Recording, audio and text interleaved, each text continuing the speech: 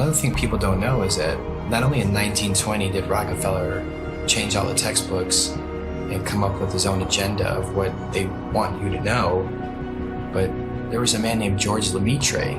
I felt like Einstein passed the torch to him or something. They were good friends, apparently, and George Lemaitre was a Catholic priest. Yeah, a Catholic priest. In 1920, he said, hey, we came from a Big Bang. It's all about 1920 was a crazy year, huh? 1920, they said we came from a Big Bang. We exploded from nothing. Well, how do you prove that? Well, no, you can't, but that's what was stated. So here's this Catholic priest where, in my opinion, they knew that even though non-religious people knew the earth was flat and stationary, they were trying to group, just call flat earthers at that time. They're flat earthers, they're all religious people. So let's bring forward a Catholic priest. Look, he's not a scientist. He's not government, he's a priest. He's Catholic, he's holy. This is brand new. This isn't thousands of years old. This isn't the Big Bang's been around for thousands of years. Heliocentrism has been around for thousands of years. No, they create fictional characters, Galileo, Copernicus. They create characters to support the New World Order, their agenda. The way they change the entire school system and structure of what we know and all the information and knowledge that we obtain. If it's false, then yeah, they got their goal. A nation of workers, not thinkers. No one thinks. What's the circumference of the globe? I have no idea. How fast is it spinning at the equator? Don't know. How fast is it orbiting the sun? Cody, you have glasses on. You should know this. How fast is the sun moving? Man, you're asking some questions I'm not ready to answer. But see, this is the point. You guys laugh at flat Earth, but one, you don't know what flat Earth is, and worse is you don't even know what your own solar system is. They don't know their own model. You can ask them, what's the radius of the Earth? How was it found? What's the speed of the Earth around the sun? How fast is the Earth spinning at the equator? How fast is it chasing the sun? How many miles does it go a year? How far is the sun? They don't know any of these things, but yet they defend this and they ridicule and make fun of flat earthers. All the things that I was patronizing and condescending and going, oh, sloughing off, that's not worthy of me. They rose up to eye level. And I remember saying, boy, the world is flat. I'm looking it in the eye. I see further, I see wider, I see clearer. I settled on near infrared, like some of these cameras can be converted to near infrared, you know? So then I started taking photos, and since I was doing a lot of flying, I started going up, and boom. I was actually amazed to see the incredible flatness that you get from high altitude. Everywhere I looked, there was like clues that yours is flat. And I was like, this is blowing my mind. Everywhere I looked, yours is flat. And NASA is lying about the curvature. So I said, something is eerily wrong over here, man. When I saw across the Gulf, right off the coast of Texas there in Louisiana, flying to Orlando, and I saw all the way out in the distance, and you could even see the rays of light at a different angle. That tripped me out. But if you really go up high, then you realize, oh my God, the Earth is extremely flat. This would be impossible on a globe. There is no 8 inches per mile square. Equation for curvature of 8 inches per mile squared has been debunked over and over again. The flat earthers with their P900s and their P1000 cameras are constantly seeing things way off beyond the supposed curvature of Earth. In fact, many tests have been done with lasers, cameras, filming mountain ranges 300, 400, 500, 600, 700 miles into the horizon, which are visible and shouldn't be visible if we were living on a globe. This is how much distance he covered with his camera, and he could see from here the Rocky Mountains. There you go.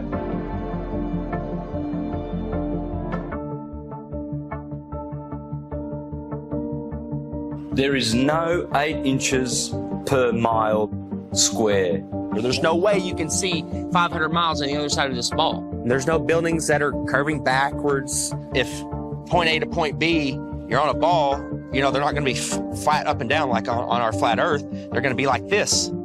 There's no tilting. They've measured distances from the base of buildings to the top, level and flat. People look out at the ocean and you see ships and stuff, and it appears like these ships and boats, they go down, and that is a huge factor as to why people think the Earth is round. If you look at the ocean or a lake, it looks flat. Look at that. Look how straight and flat that horizon is. Looks flat, doesn't it? See, it looks like a table or a board. Now, once in a while, you might see mountains or hills, but those are just like little bumps on what looks like a flat Earth. As ships sail away, they don't disappear all at once. Now, first, the bottom will disappear. See, the bottom of the ship is gone. Now we can see midway up, and then the whole thing disappears. So people realized that the world is curved. I mean, it's a big curve, but it's curved.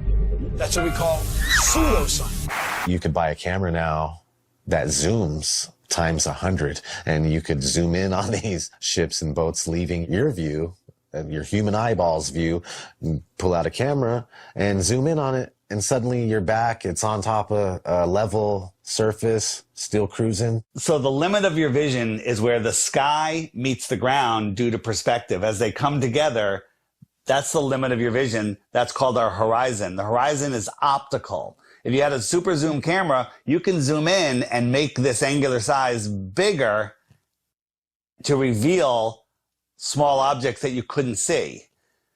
And then when you zoom out, it goes back together and things disappear into the horizon, not over. We see skylines beyond what we're supposed to see. I mean, the visibility from 100, 200, 500 miles away, it debunks the whole 8 inches per mile squared. Photogrammetry, I think, is one of the best way to convince yourself. You do multiple images of the ground, and then you put it in a software, and you realize how flat it is. You're thinking yourself, it's your data, nobody's lying to you. You've taken the data yourself. It's not Jay Tolan that's trying to, troll you. Like some people, they're like, he's trolling people, man. And it's not SpaceX or NASA doing it either.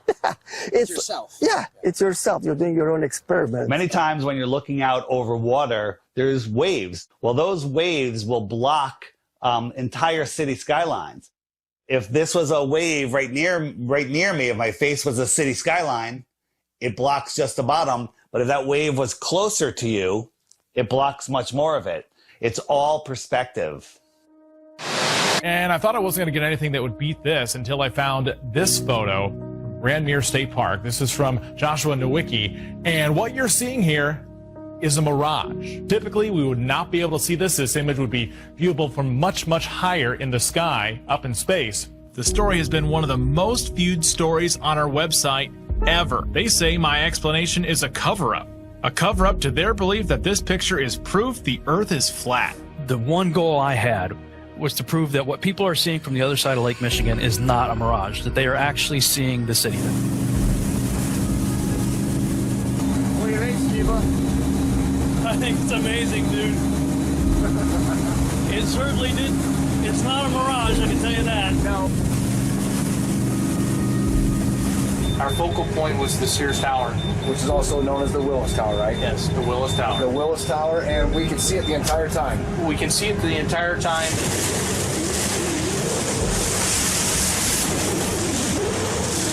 That's not a mirage. That's not a mirage. Whatever you're looking at. See it? Yeah. That's that. You see that radius? It's not a mirage. That's the proof right here. That's the proof. I was shocked to find out that there are a number of people that believe the Earth is still flat, and that to them, this is actually proof that the Earth is flat. One person just questioned me and asking me for a retraction of the articles and lies.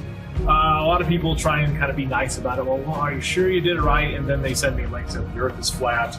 And some are just pretty straightforward about it. And they title replies calling me a deceiver and that I should check my degree or quit telling lies on television. It got me questioning a lot of things. Were my calculations right?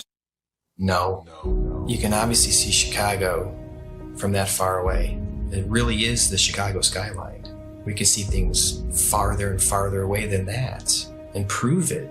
You can prove it yourself. You can go there on a clear day and see the same thing. You can go do the same tests and prove it to yourself. That's the best way to do it, right? Prove it to yourself. That you're not taking anyone's word for it. You're doing your own experiment. It's not a mirage. It's not an illusion. It's Chicago from 60 plus miles away. I mean, we could barely see the street sign a few blocks ahead of us on a foggy day. I mean, they're spraying our skies with shit all the time. You can open your weather app right now and it'll tell you the visibility. But that's how far they're telling you can see the weather patterns. There's so many different factors of why we can't see that far. We're not superheroes. I mean, take any flat and level road around your house safely. Test it out, make sure it's level.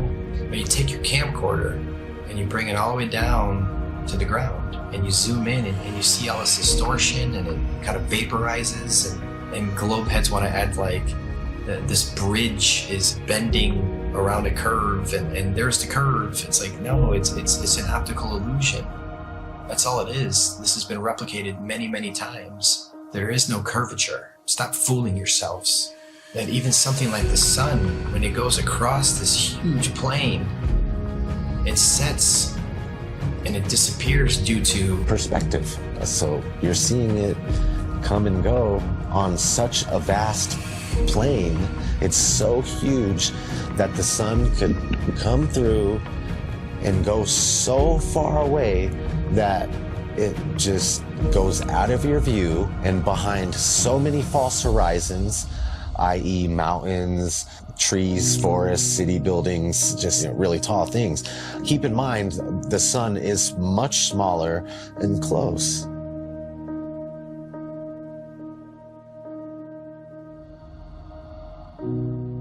This is an intelligently designed and created place.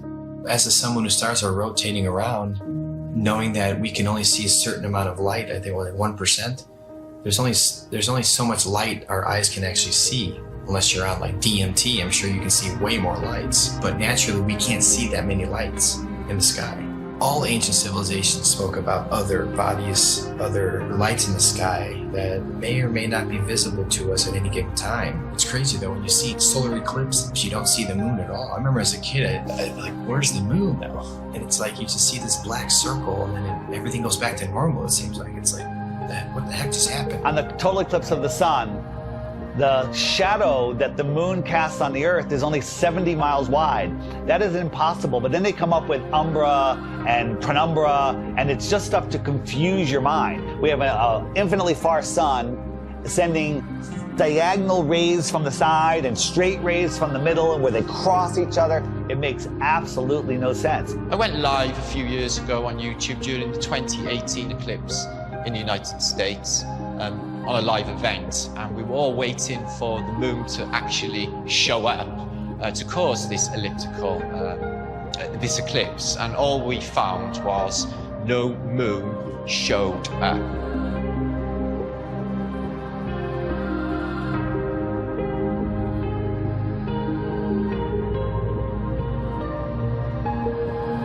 So that blew my mind, to think that there was actually no moon visible, yet this effect of the sun literally being covered by an object I had witnessed. Why can't we see the moon approach the sun, eclipse the sun, or exit the sun? And we don't. We just see a black circle eclipsing the sun. We never see it next to the sun. Now people say, well, it's because the sun is so bright.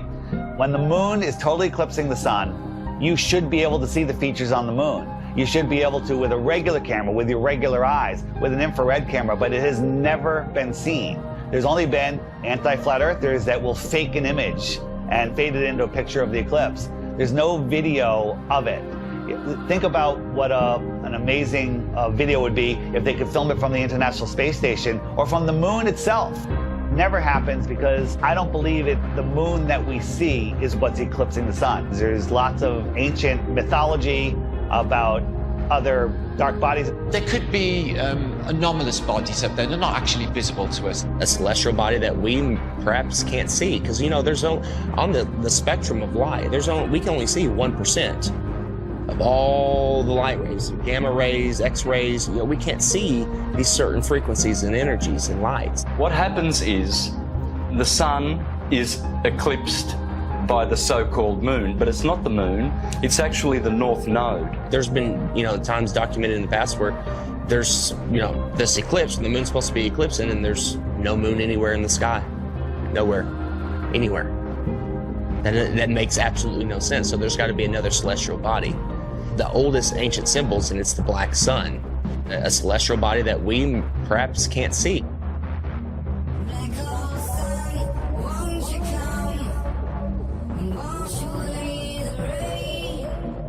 A lot of ancient civilizations always spoke about a black sun. It was like, why are they talking about a black sun for hundreds, if not thousands of years? And that information now is turned into, oh, the black sun is an evil thing. It's like, well, yeah, of course, that's what they're selling it. They're selling it to you as an evil thing to stay away from it. They already don't want you to like the real sun in the sky. They push it so far away. They want you to not care about it. There's a reason it's close to you. There's a reason it's here for us. There might be more suns and moons on the outskirts of Antarctica, on the outer lands. There might be more suns and moons. There might be more suns and moons in our world here, but we just can't see it. And you talk about the seasons itself. Seasons prove the Earth is a stationary plane with a local sun. When the sun is circling over the Earth over here in the Tropic of Cancer, these people here, they have summer. But 6 months later, the sun is over here. It's going around over here. So Australia down here, and South Africa, and South America, now they have summer because the sun is local. It's not 93 million miles away. And the sun and the moon revolving and springing into the centre seasonally and then springing back out again. This makes perfect sense than a spinning ball hanging on an invisible skyhook at a degree of 6.66 of a supposed axis, which tilts the Earth. People need to stop defending a theory that they were taught in kindergarten. So at sunrise, every sunrise should be arctically cold because that is the most severe tilt possible. And to make it worse, in the northern hemisphere, in the heliononsensical model, the sun is 3.5 million miles farther away in our summer. But when the sun shows up on the horizon, I can feel the heat on my face immediately. I can get a solar noon when the sun is at its highest point in the sky. I can look up at the sun and barely feel the heat on my face.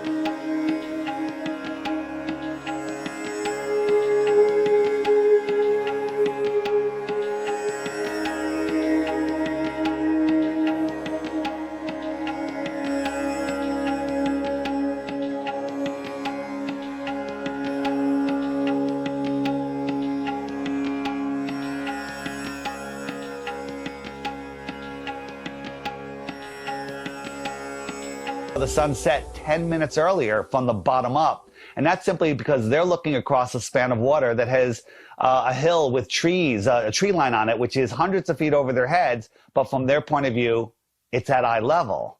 And as the sun moves away, it just gets eclipsed by the tree line, which they think is eye level, but it's high up in the sky. Water. It's always flat, always level. So starting at the northernmost point, as far as I can get,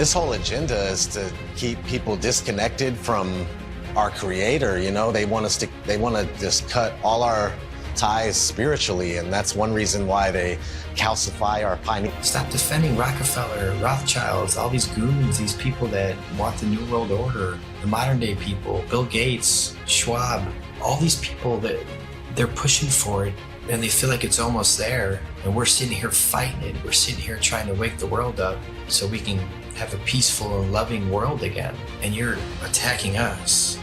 Whose side are you on? We're trying to take these evil entities down that suppress our knowledge. We're trying to give knowledge back to the world so we can become powerful again.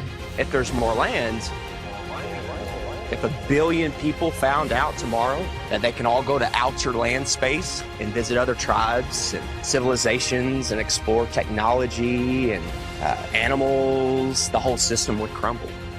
And I know there's a lot of people out there, celebrities, people with big shows, big names, with big followings that know the truth of this world, and you're keeping quiet just to protect your little empire. Well, now it's time to say something because the empire is falling. If we don't do something now, all of this is going away, and they're taking over this world. So speak out. It just takes one celebrity, one person with a big following, and then it goes viral, and then the entire system collapses. All of this world control is based on the heliocentric lie.